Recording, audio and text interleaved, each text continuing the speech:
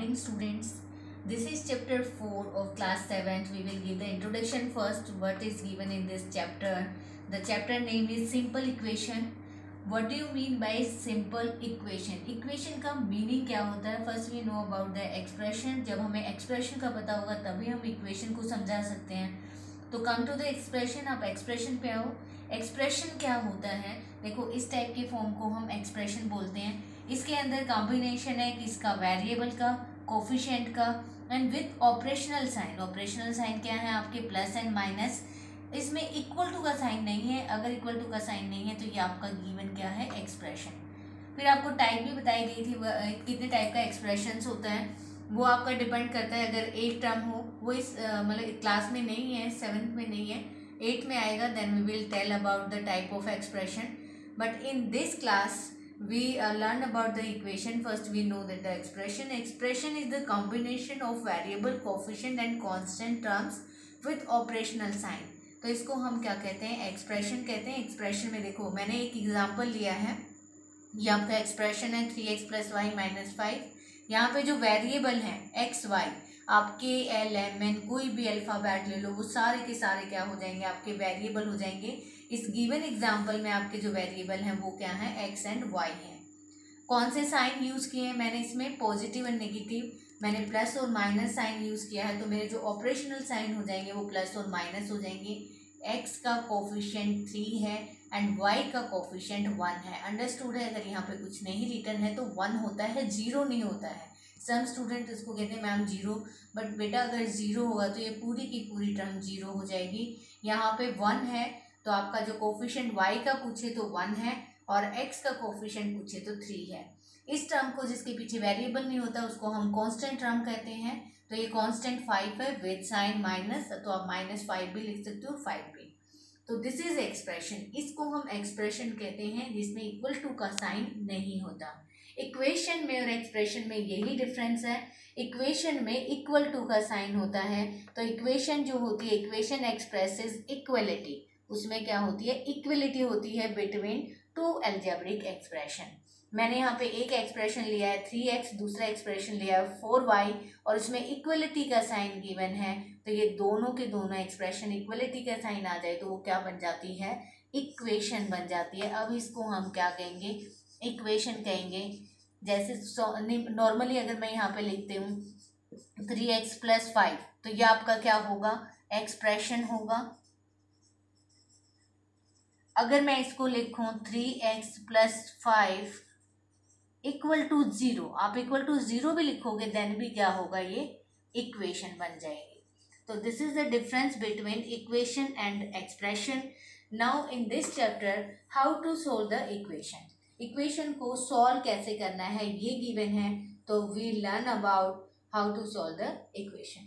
How to find solution. First देखो, इसमें equality का साइन है, मैंने आपको बताया था. ये जो है इसको बैरियर कहते हैं. अगर कोई साइड आपका पॉजिटिव वैल्यू है, अगर हम बैरियर को क्रॉस करते हैं तो इस साइड आपका नेगेटिव हो जाएगा. अगर कोई नेगेटिव वैल्यू है, अगर नेगेटिव को बैरियर क्रॉस करवाते हैं तो वो पॉजिटिव हो जाएगा. इनका रूल्स का प्रॉपर ध्यान रखना है. अगर कोई यहाँ मल्टीप्लाई कर रहा है, अगर मैं चेंज करती हूँ उसकी साइड, तो वो वहाँ जाके डिवाइड करेगा. अगर डिवाइड कर रहा है देन इसको क्रॉस करोगे तो वो वहाँ जाके मल्टीप्लाई करेगा. तो सिर्फ हमें ये रूल्स फॉलो करने हैं और कुछ नहीं है. अगर स्टेटमेंट गिवन है तो स्टेटमेंट को रीड करना है properly. First we will make the equation, then follow this rule, we can easily solve the equation. एक एग्जांपल लेते हैं.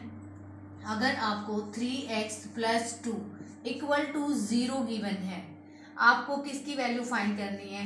x की वैल्यू फाइंड करनी है. इक्वेशन में आपका x ही वेरिएबल है, हम उसी की वैल्यू फाइंड करेंगे. तो रूल क्या कहता है? हमें ये चीज़ नहीं चाहिए. If you don't want to +2 तो आप इसको साइड चेंज करवा दो. आप यहाँ लेके आओगे, पॉजिटिव है, राइट हैंड साइड जाएगा तो ये नेगेटिव हो जाएगा. 0 - 2 ही होता है. आप चाहे अगेन राइट कर लो. अगर मैं 0 लिख भी दूँ एंड -2 कर दूँ देन भी इसका आंसर -2 आएगा.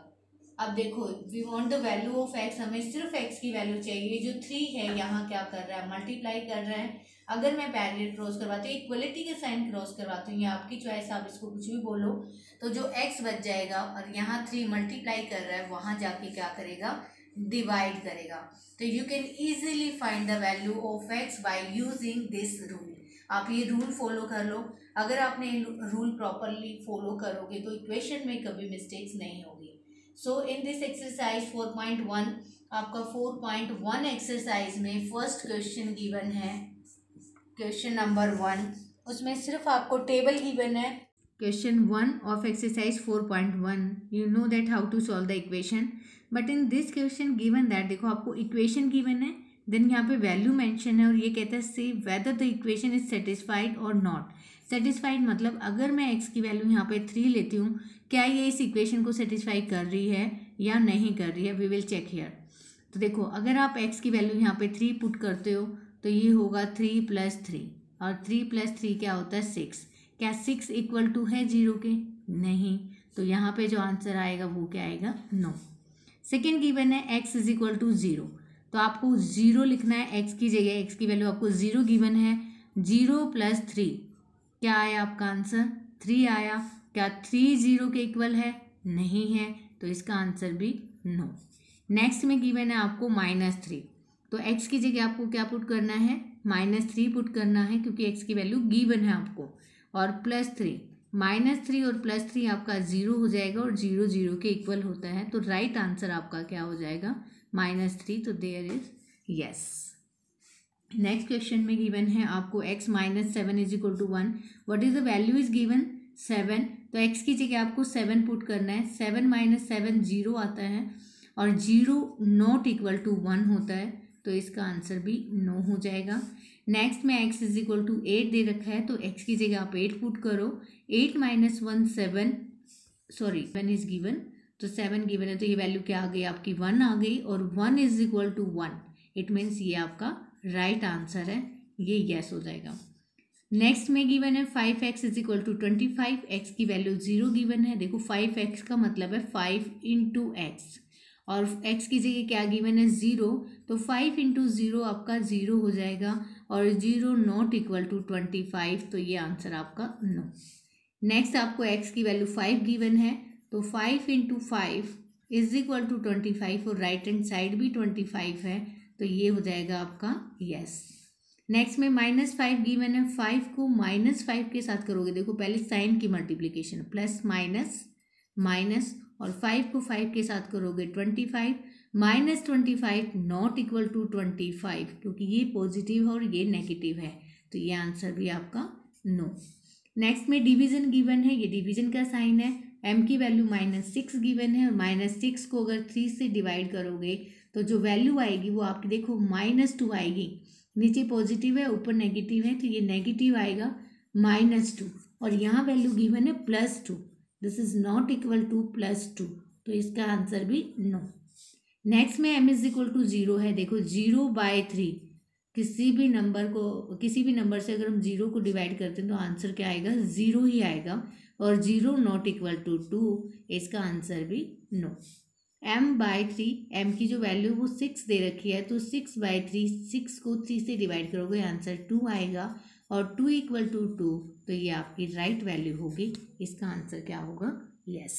Question 1। In question number 2, given that check whether the value given in the brackets is a solution of equation or not. आपको जो वैल्यू गिवन है क्या वो उसका सॉल्यूशन है या नहीं है। There is given value n is equal to 1। First we will put the value of 1। अगर ये इक्वल टू दोनों साइड इक्वल आ जाती हैं तो सॉल्यूशन है, अगर दोनों साइड इक्वल नहीं आती तो सॉल्यूशन नहीं है। So how to check? Put the value of n। आप n की वैल्यू यहाँ पे क्या लो? 1 + 5। अगर आप इसको सॉल्व करते हो लेफ्ट हैंड साइड ले लो, लेफ्ट हैंड साइड आपकी n + 5 है, तो 1 + 5 क्या हो जाएगा? 6, एंड आपकी राइट हैंड साइड क्या गिवन है? 19, तो left hand side not equal to right hand side, तो ये इसका सॉल्यूशन नहीं है, तो n is equal to 1 is not a solution, इसका सॉल्यूशन नहीं है n। देन इसकी वैल्यू गिवन है आपको सेकेंड पार्ट में 7n + 5 दे रखा है इक्वल टू 19, और n की जो वैल्यू है वो -2 गिवन है। Again take left hand side given है 7s + 5, n की वैल्यू -2 है, तो मैं यहाँ पे -2 पुट करूँगी +5। देखो -2 को ब्रैकेट में लेना, मोस्टली बच्चे ऐसे करते हैं 7 - 2 +5 और फिर इसको लिखे हैं 5 + 5। दिस इज रॉन्ग, ये रॉन्ग है आपका, ऐसे नहीं होता। वी विल मल्टीप्लाई विद, क्योंकि यहाँ जो साइन है मल्टीप्लिकेशन का है, यहाँ जो साइन है वो मल्टीप्लिकेशन का है। Now first we multiply. देखो प्लस माइनस माइनस, पॉजिटिव को नेगेटिव के साथ मल्टीप्लाई करेंगे तो पहले साइन की मल्टीप्लिकेशन होती है। यहाँ पे पॉजिटिव है, अगर साइन नहीं गिवन है तो पॉजिटिव होता है। पॉजिटिव को माइनस के नेगेटिव के साथ मल्टीप्लाई किया, प्लस माइनस माइनस, एंड 7 को 2 के साथ मल्टीप्लाई करोगे तो 14 आएगा, एंड +5। अब -14 इज गिवन, +5 इज गिवन। तो देखो इंटीजर्स हमने लास्ट ईयर भी पढ़े थे, तो माइनस के ज़्यादा है तो पहले we will put the sign. अब पहले हम साइन पुट कर लेंगे, अगर माइनस ज़्यादा तो माइनस लगा लो।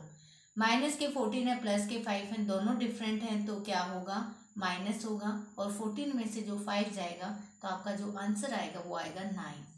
अब मुझे बताओ, ये आपकी लेफ्ट हैंड साइड -9 आई और राइट हैंड साइड आपकी क्या गिवन है, what is right hand side, right hand side 19 given है। तो क्या left hand side right hand side के इक्वल है, नहीं है, not equal to right hand side, तो this is not a solution, ये इसका सॉल्यूशन नहीं है। Next part C you will do yourself. Now come to the next part. अब डी पार्ट में देखो, there is given 4p - 3 is equal to 13 and the value, what is the value, value is p is equal to 1.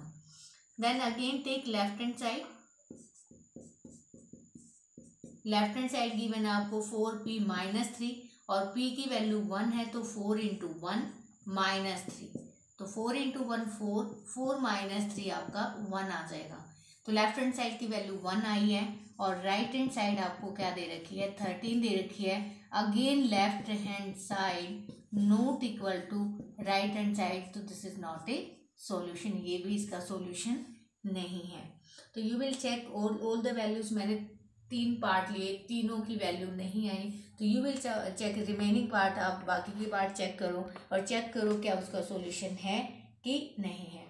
Now next question, question number 3 is given, solve the equation by trial and error method. ये एक special method है।